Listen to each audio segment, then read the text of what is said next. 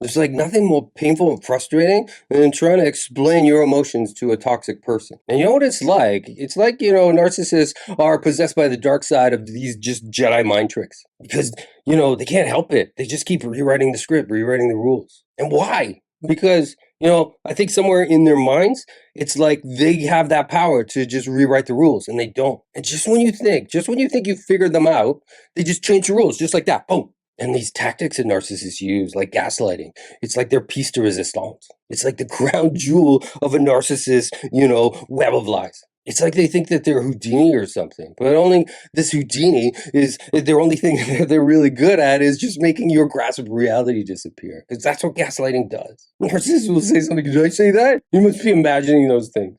It's like they've turned life into a game of Twister. And you find yourself like bent over backwards and twisted, all trying to figure out where the truth is. Another tactic you gotta be aware of is just narcissistic projection.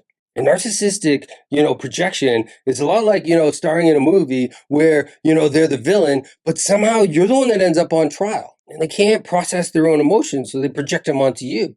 So they say things like, I'm not angry, you're the one who's angry. It's like, what? It's like being in a Kafka novel where, up is down and left is right. But the thing that stays the same is you always seem to be wrong. Another tactic to watch out for is just called blanket statement. These blanket statements are things like, you always do this. You never understand me. It's like they got a script from like a really bad soap opera. And you're like suddenly this unsuspecting guest star who's just been sentenced to just a lifetime of plot loops. Another tactic that narcissists use is just called diverting focus. It's something you gotta kind of keep an eye on. Because they have this weird way of just playing like, where's Waldo? But Waldo is the truth, and it's suddenly hiding in plain sight. Because you be talking to a narcissist about something, and then, they could just stop the conversation. Says, why are we talking about what I did with your friend did something like it was way worse than that? And you realize these conversations where diverting focus is used, it's almost like being in a maze with no exit. It's like being trapped in a riddle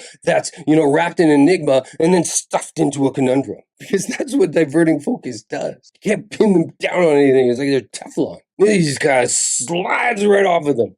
Now let's go into another tactic. This one's called minimalization. Minimalization is just taking big deals and trying to make them really small. Taking like a huge mountain that you may have and trying to reduce it to the size of the molehill. It's like, they imagine themselves or the problem as, a Lego brick and suddenly, you're Duplo. All it did was just kind of pushed you a little bit. Gravity's at fault. Gravity's the one that made you fall down. It's like they're trying to shrink wrap your emotions. But guess what? You're not a product on a narcissist shelf. You're not. Recognizing narcissistic tactics is like flipping on the lights in a haunted house and suddenly the ghosts just aren't so terrifying anymore. And it's not about seeing the boogeyman for the first time. It's about refusing to invite the narcissist to the birthday party altogether. And be very careful. It's like knowing these tactics and calling them out are two completely different skill sets. Because every time you call out a narcissist, whether for their gaslighting, for their projection, for their blanket statements, for diversion or minimalization, you're taking back a slice of your sanity, a slice of your sanity pizza. Like you can know it, you can think it, but there's no point in sharing that with them. Because every time you call out a narcissist gaslighting and projection and blanket statements and diversion, any of this minimalization that they do, it's like you're taking back a slice of your own sanity. Because in the face of narcissistic manipulation, it's like your clarity, it's like your resilience, and your refusal to be minimized. Like this is your knowledge, this is your power. It's not about jumping deep into that narcissistic cesspool of sludge. It's about creating your own superhero story, your own origin story. Because as we kind of navigate through these narcissistic relationships, what we realize is that we're not just weathering a storm, we're learning to surf through the chaos and turning narcissistic little mind tricks into just kind of stepping stones to just a bigger and higher self and a more powerful and more aware self. Because these are childish games played by childish minds.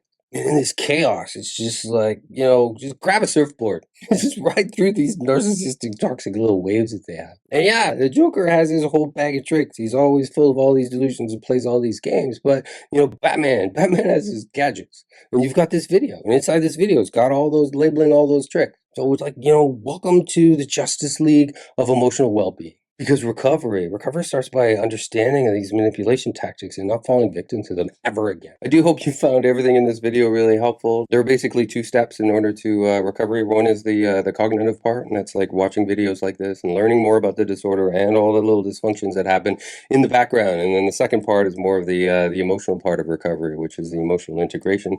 If you need more help with that, if you need more support with that, my name's Miles. If you're new to my feed, and I'm a hypnotherapist, and what I do is I help people just kind of calm their nervous system and make sense of kind of what it seems to be senseless. But once we kind of make sense of everything, we get our lives back, and we get our confidence back, we get joy back, we get all of those things back. So if that's something that you're interested in, you can type in recovery, and I'll post a link to my recovery program. And thank you so much for watching, and watch out for more videos.